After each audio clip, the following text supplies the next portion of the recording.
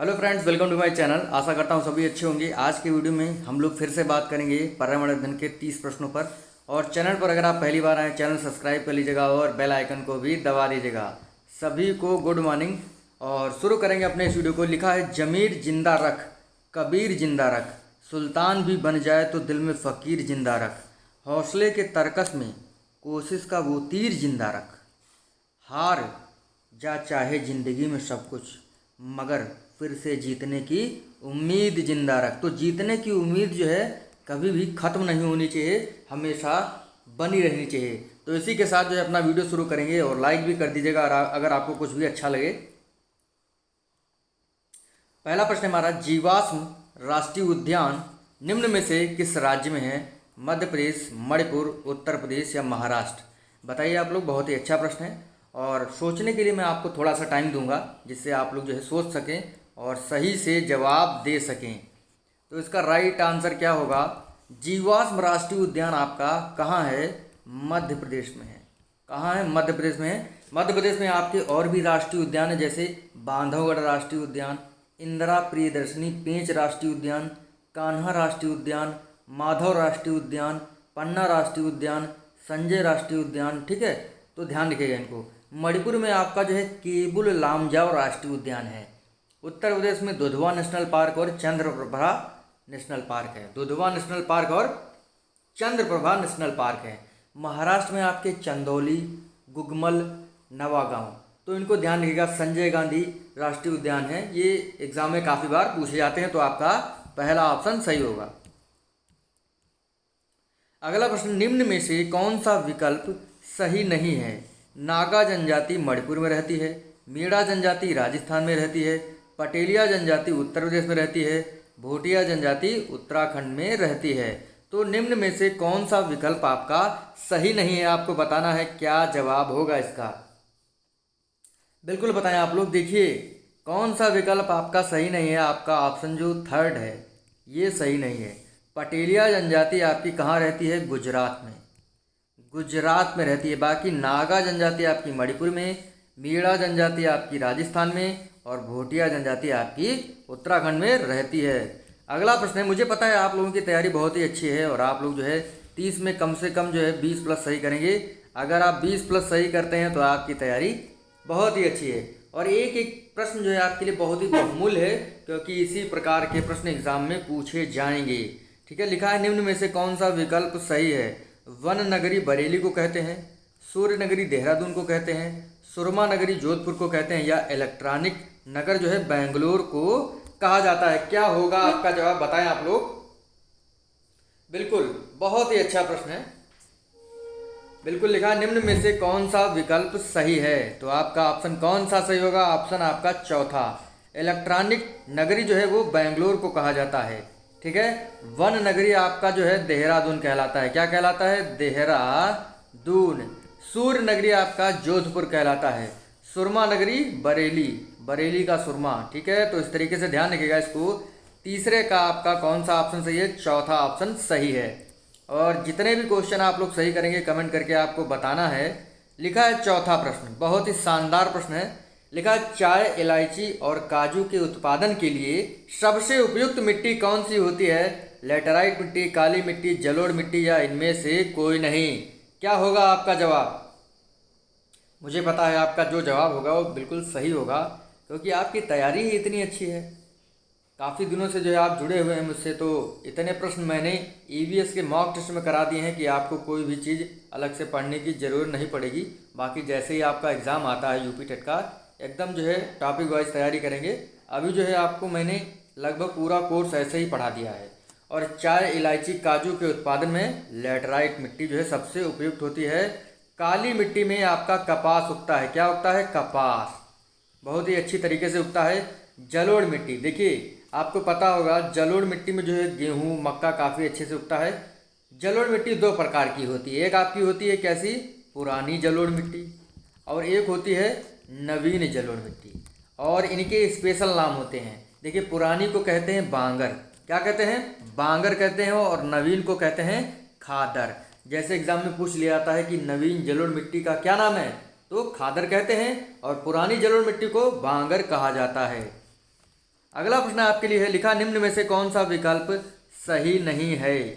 Horticulture बागवानी से संबंधित है, पोमोकल्चर फूलों के उत्पादन से संबंधित है, पिसीकल्चर मत्स्य पालन के उत्पादन से संबंधित है, फ्लोरिकल्चर फूलों के उत्पादन से जुड़ा हुआ है। तो निम्न में से कौन सा ऑप्शन आपका सही नहीं है।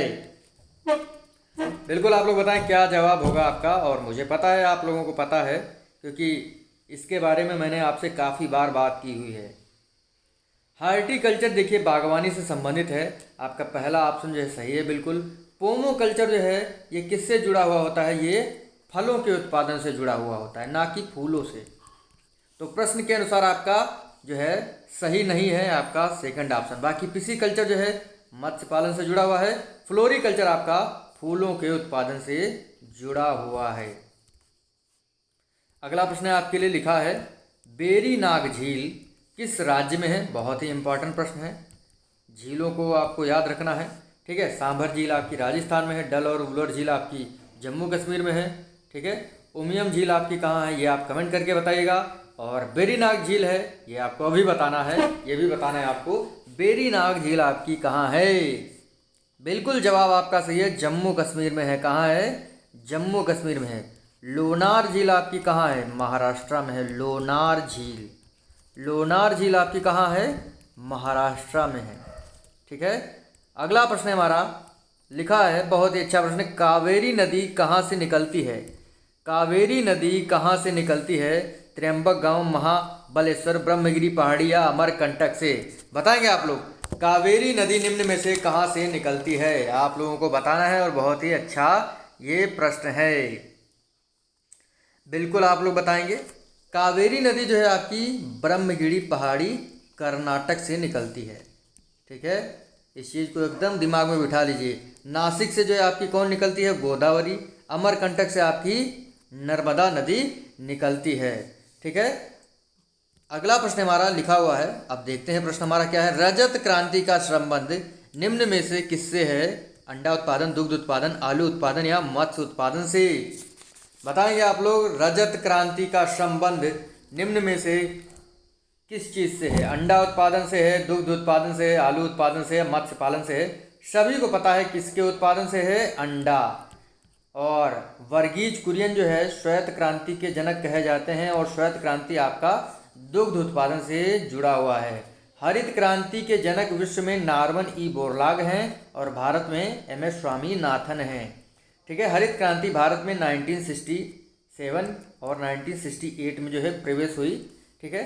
और भारत में मैंने आपको जैसे बताया कि जो आपकी हरित क्रांति के जनक है वो MS स्वामीनाथन है। आलू उत्पादन जो है वो गोल क्रांति से जुड़ा हुआ है, ठीक है। नीली क्रांति आपका मत्स्य पालन से है।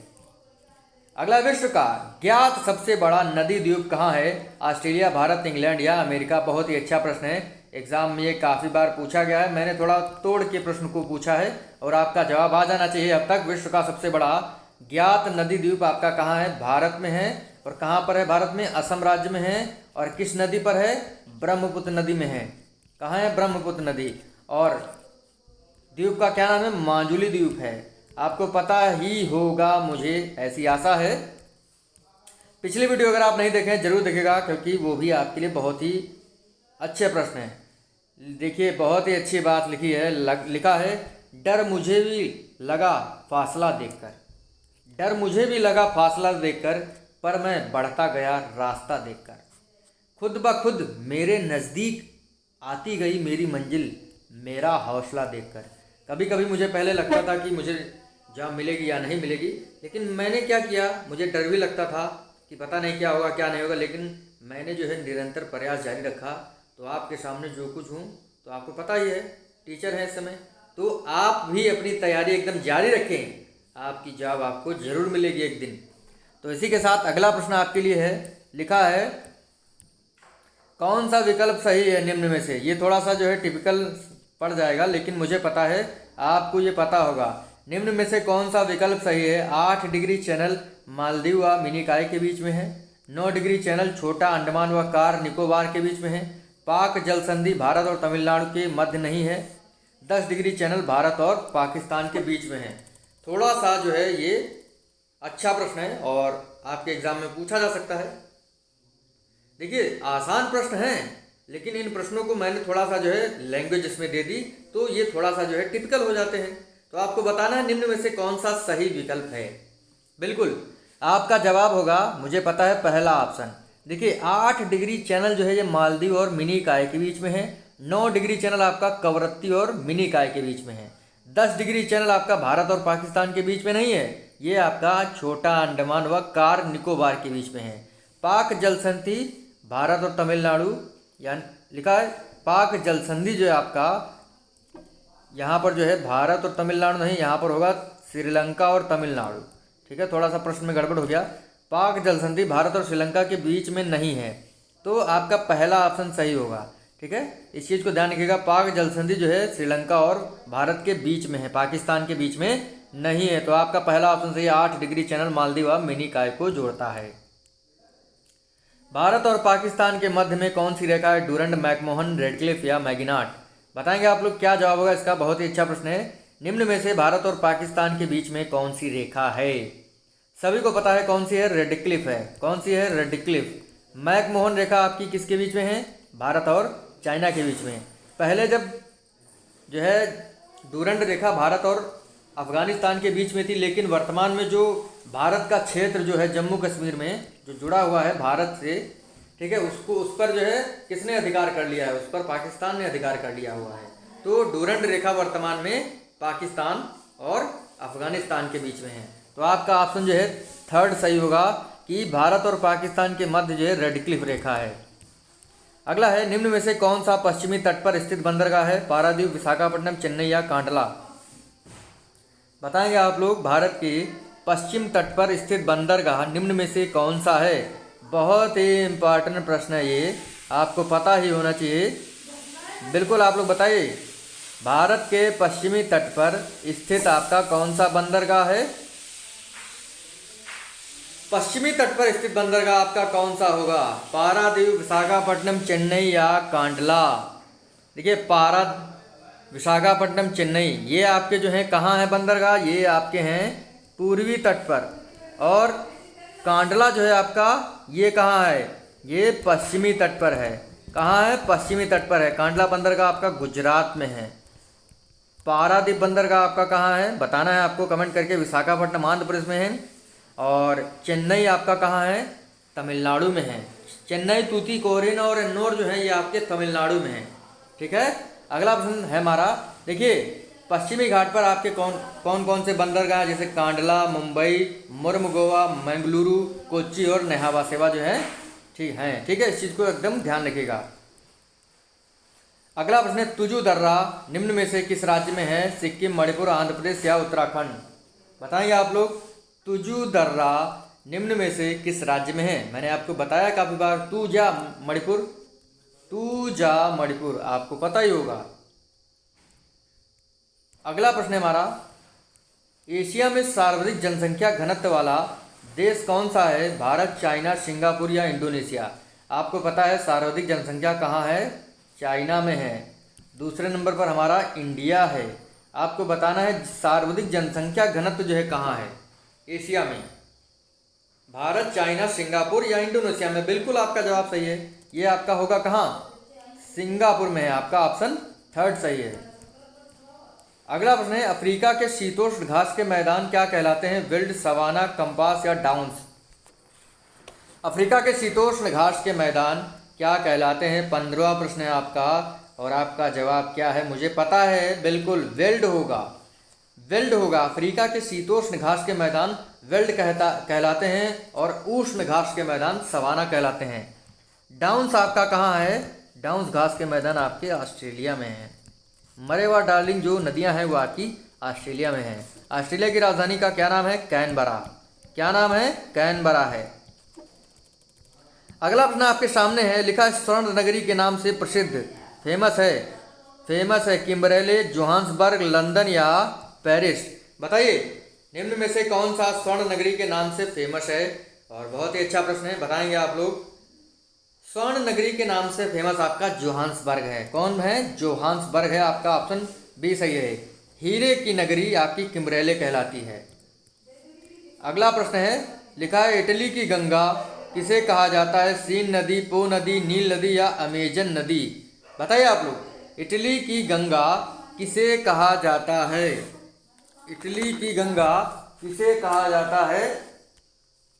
देखिए, इटली की गंगा जो है पो नदी को कहा जाता है। किसे कहा जाता है? पो नदी को। मिस्र का शोक नील नदी को कहा जाता है। अफवाह की दृष्टि से सबसे बड़ी नदी आपकी अमेजन नदी है। कौन सी नदी है? अमेजन नदी है। अगला प्रश्न है, प्रथम जैविक खेती करने वाला यानी सबसे पहले जैविक खेती करने वाला भारत का कौन सा राज्य है? मणिपुर, उत्तराखंड, उत्तर प्रदेश या सिक्किम? बताइए आप लोग। प्रथम जैविक खेती करने वाला भारत का कौन सा राज्य है? देखिए, कुछ प्रश्न रिपीटेड होते हैं और कुछ प्रश्न जो है एकदम नए होते हैं। जैसे ये वाला प्रश्न है, मैंने कभी नहीं पूछा, लेकिन कल मैंने आपको इसके बारे में बताया था और आपका जवाब आ चुका होगा। मणिपुर। मणिपुर होगा। क्या होगा? मणिपुर। मणिपुर है या आपका डी है?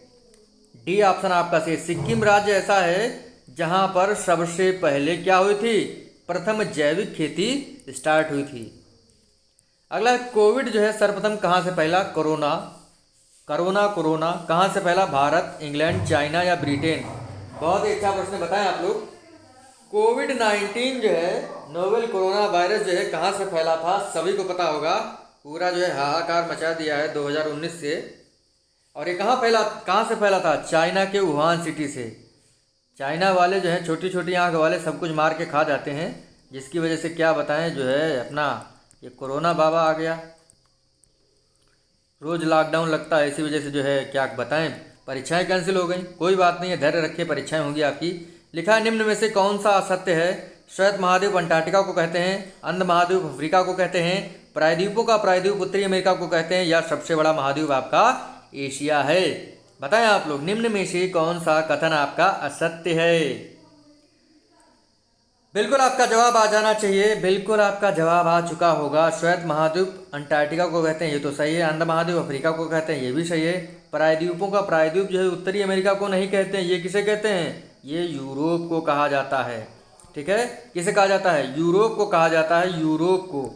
ठीक है, तो आपका ऑप्शन प्रश्न के अनुसार थर्ड सही होगा। सबसे बड़ा महाद्वीप आपका एशिया है। तो आपका 20वें का कौन सा ऑप्शन सही है? तीसरा ऑप्शन सही है। अगला है, भारत में न्यूनतम जनसंख्या वाला राज्य कौन सा है? भारत में न्यूनतम जनसंख्या राजस्थान, अरुणाचल प्रदेश, सिक्किम या उत्तराखंड? सबसे ज़्यादा जनसंख्या कहाँ है? सबसे ज़्यादा जनसंख्या आपकी उत्तर प्रदेश में है। लगभग 20 करोड़ से ज़्यादा हो चुकी है। अब तो 20 करोड़ आंकड़ा जो है काफ़ी दिनों से चल रहा है, लेकिन अब तो मैं मानता हूँ 25 करोड़ से ज़्यादा होगी।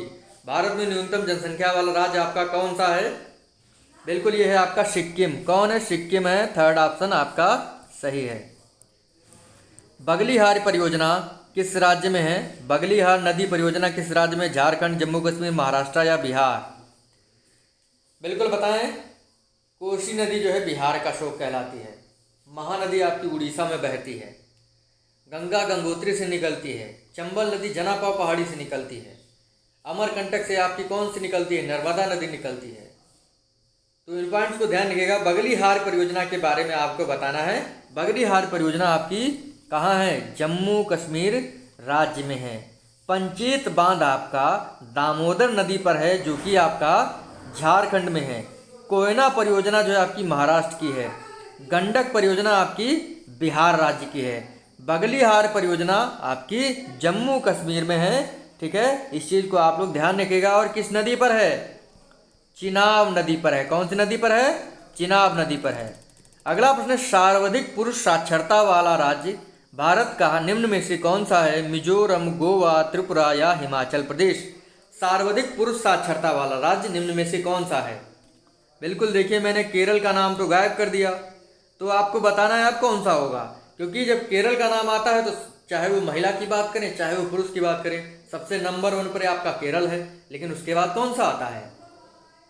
उसके बाद आता है आपका मिजोरम। तो सर्वाधिक पुरुष साक्षरता वाला राज्य प्रश्न के अनुसार मिजोरम होगा। देखिए, पहले नंबर पर केरल आता है, दूसरे पर मिजोरम, तीसरे पर गोवा और चौथे पर त्रिपुरा और पांचवें पर हिमाचल प्रदेश पुरुष साक्षरता में नंबर 1 राज्य हैं। ठीक है, और यही बात करें महिलाओं में, तो महिलाओं में केरल, मिजोरम, गोवा, त्रिपुरा और मणिपुर। ठीक है, तो इस चीज़ को ध्यान रखिएगा। मतलब ये आपके महिलाओं में आपके कौन कौन से राज्य हैं? सबसे नंबर 1 पर केरल है, दूसरे पर मिजोरम है, तीसरे पर गोवा है, चौथे पर त्रिपुरा है, पांचवें पर आपका क्या है? बिल्कुल आपका सही होगा मणिपुर। अगला प्रश्न है, आरबीआई की स्थापना जो है, भारतीय रिजर्व बैंक की स्थापना 1 अप्रैल 1950 को हुई, 1920 को हुई, 1935 को हुई या 1 अप्रैल 1940 को हुई? भारतीय रिजर्व बैंक की स्थापना कब हुई थी? आरबीआई।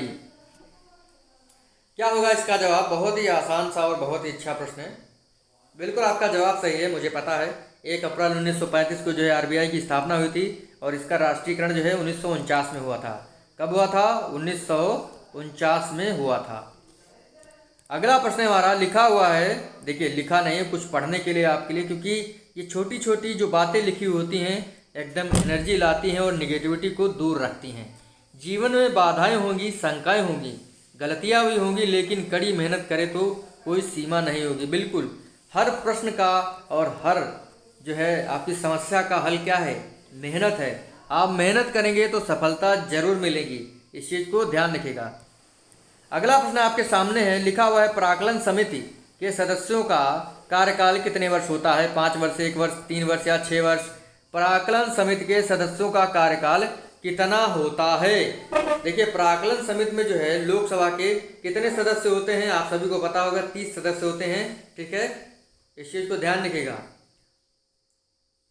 देखिए और प्राक्कलन समिति के अध्यक्ष का जो चुनाव होता है वो लोकसभा का अध्यक्ष करता है, लेकिन बाई चांस अगर लोकसभा का उपाध्यक्ष उन सदस्यों में होता है तो लोकसभा का उपाध्यक्ष ही प्राक्कलन समिति का अध्यक्ष बनेगा। ठीक है, इस चीज को ध्यान रखिएगा। और प्राक्कलन समिति के सदस्यों का कार्यकाल 1 वर्ष का होता है। एक आपकी होती है लोक लेखा समिति। लोक लेखा समिति जो है प्राक्कलन समिति की जुड़वा बहन कहलाती है। ठीक है, और इसमें 22 सदस्य होते हैं। 22 में 15 सदस्य आपके लोकसभा के, 7 सदस्य आपके राज्यसभा के होते हैं। अगला है, राष्ट्रीय ध्वज को भारतीय संविधान सभा में किसके द्वारा प्रस्तुत किया गया? पंडित जवाहरलाल नेहरू, हंसा मेहता, डॉक्टर राजेंद्र प्रसाद या डॉक्टर भीमराव अम्बेडकर? बताएंगे आप लोग। भारतीय जो हमारा राष्ट्रीय ध्वज है उसको भारतीय संविधान सभा में किसने प्रस्तुत किया था? देखिए 22 जुलाई 1947 को जो है भारतीय संविधान सभा द्वारा राष्ट्रीय ध्वज को अपनाया गया और इसका जो लंबाई और चौड़ाई में अनुपात है वो 3:2 में है, आपको ये पता है।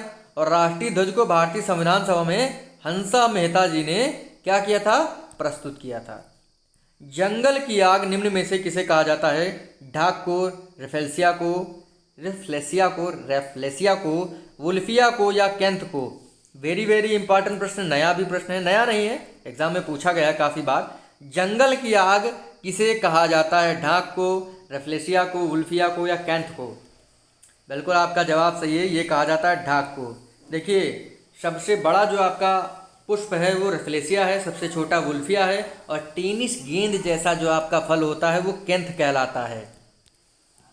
अगला प्रश्न है, अच्छा ये वाला प्रश्न है, बहुत ही अच्छा प्रश्न है। देखिए इसको हल करना है। बिल्कुल ये 4 जो है आप देख करके इस प्रश्न को हल कर सकते हैं। अब बताएंगे आप लोग इसका क्या जवाब होगा?